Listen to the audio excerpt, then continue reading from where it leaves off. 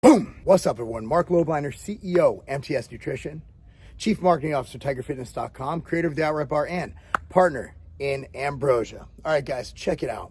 So with the lockdowns and everything, the FDA, a lot of government organizations have kind of gone dormant. They're not really doing that much. They've scaled back. They don't have enough personnel.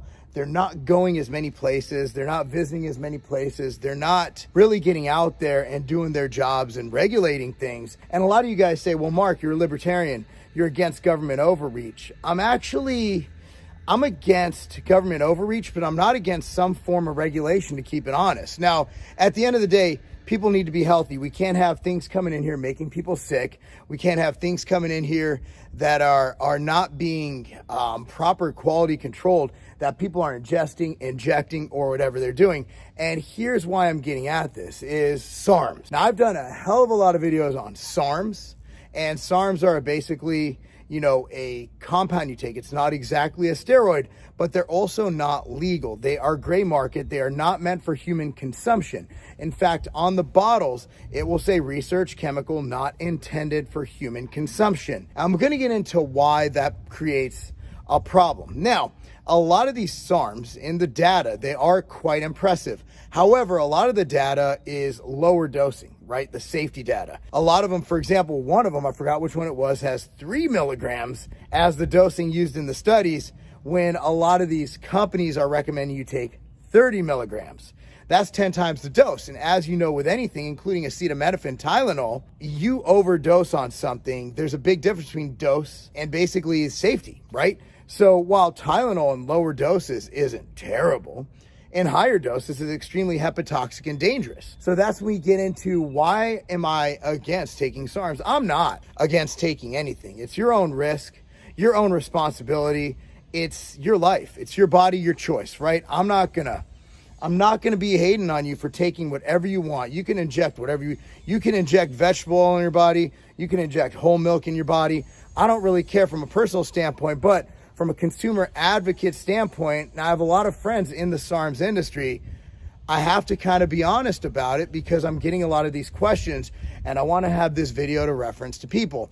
I'm not exactly against the ingredients if they are proven, right? If they're from a safe source and manufactured in an NSF, GMP, or even a good manufacturing process facility that is regulated by oversight, such as the FDA, that pretty much every major supplement brand has, because you have to have an FDA facility or an approved facility, whether it's NSF or not. I get into NSF. For the most part, NSF basically looks over your stuff and makes sure that it's ready for an FDA inspection. When if you're using a reputable contract manufacturer, they're gonna be inspected by the FDA. FDA will shut you down really quick if you're at any scale. So my thing is, we can look at all these different angles of NSF versus whatnot. You don't need an NSF. What you need is a GMP, FDA regulated facility. The thing they won't allow in a regulated facility are ingredients that are not meant for human consumption. So if something has on the label not meant for human consumption for research purposes only, that means they're basically bypassing or skipping over a lot of the safety procedures that are in play to keep you safe, to make sure you don't inject, and of course you're not injecting a dietary supplement in the first place, something in your body. And that's where you come into risk with research chemicals. Now, I'm not going to state for a fact, because I don't know for a fact how they get it over here 100%. I know how most of them get it over. I know how we got pro hormones over here back in the day. And basically, these are not, you cannot ship these in usually from China. So to get these in, you have to label them falsely.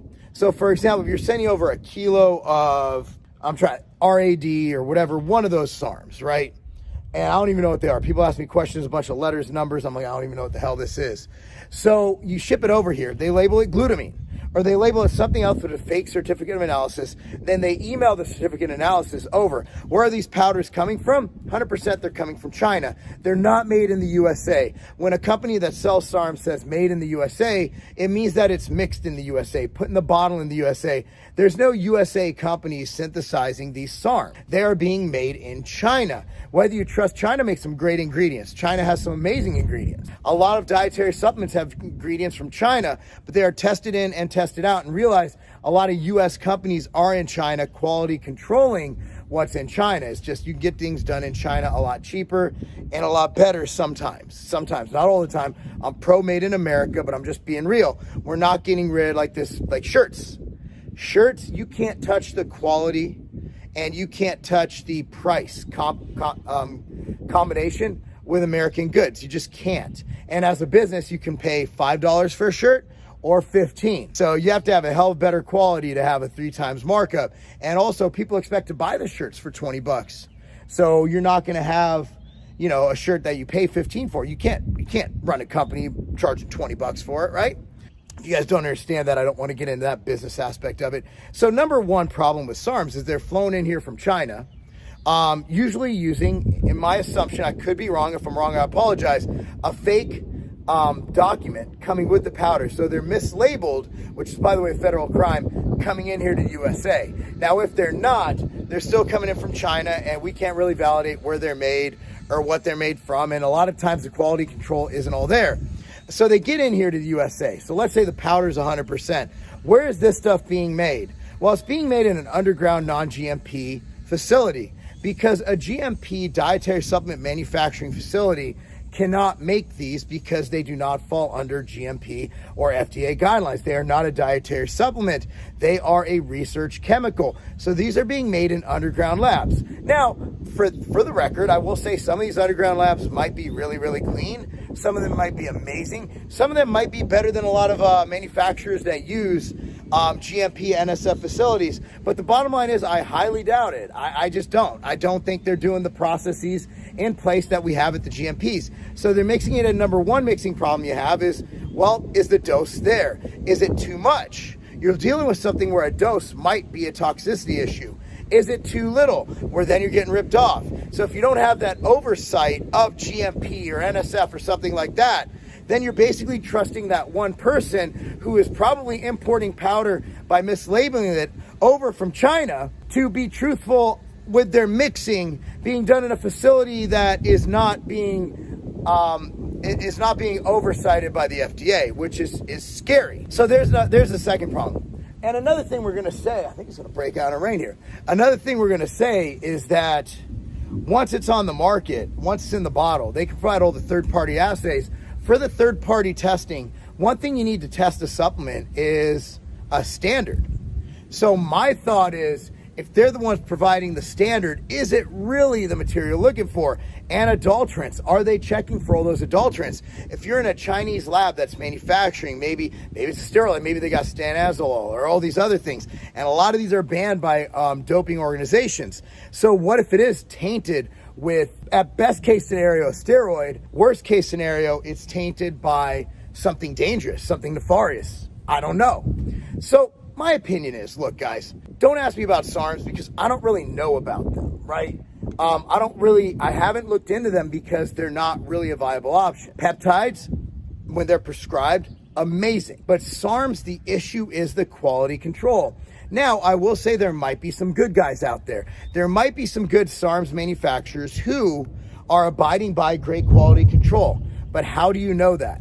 How do we know that they're abiding by the proper quality control? Because there's no checks and balances. With a dietary supplement, if it's a bigger company, like we're a bigger company, you know the FDA is up my ass every day of the week. With Cellucor, you know the FDA is up their ass every day of the week.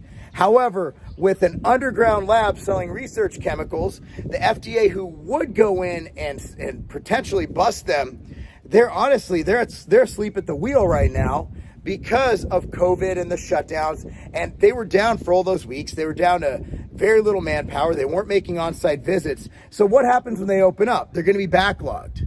So they're not going to be able to get to all the bad culprits out there.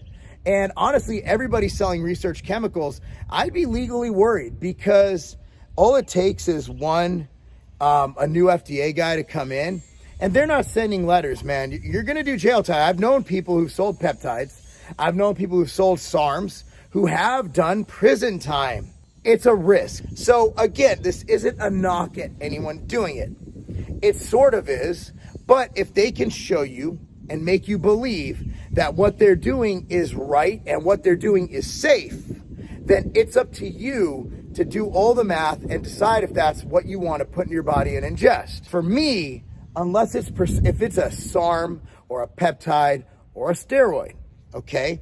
Unless it's prescribed by my hormone replacement doctor, I'm not putting it in my body. I don't want, unless it's coming from a pharmacy or it's coming from a real regulated dietary supplement company, I don't want to just take a risk of my health. And you got injectables too, like at least when you take things orally, right? When you ingest something through your mouth, has all these checks and balances to go through, right? Has your liver and everything. So those are, but when you inject something and it's not a clean compound, you're risking things like cellulitis. I had a good friend of mine get a chunk of his thigh taken out because he got cellulitis. You have many different infections. You might even die. I know that's very rare, probably not going to happen, but that's the worst case scenario. So the answer is do what you want to do. I'm just giving you all the facts on why you should reconsider or do more research before jumping into these compounds. This is not a debate about the effectiveness of this compound, right? I don't want to hear, well, I gained 20 pounds on SARMs and awesome. I'm happy for your gains. However, you can't just look at gains, and you can't just look at some good bro on YouTube or on Instagram saying they made gains on research chemicals. We need to be cognizant, cautious, and we need to use common sense and not hurt ourselves in the quest for some short-term muscle. All right, guys, that's all I got to say about that. Whatever you think about this video, I'm sure I get a lot of dislikes from the SARM bros, but that's okay. I think I presented a very good middle-of-the-road type opinion here, right? Like, I'm not telling you not to take anything. I don't care what you put in your body. I don't care. It doesn't bother me.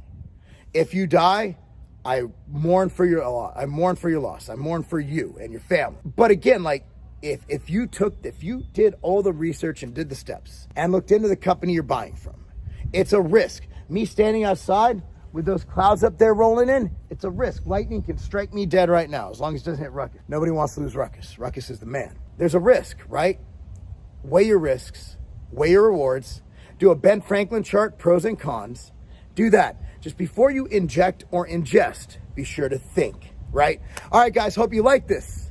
Again, I want you to subscribe to this video, like this channel.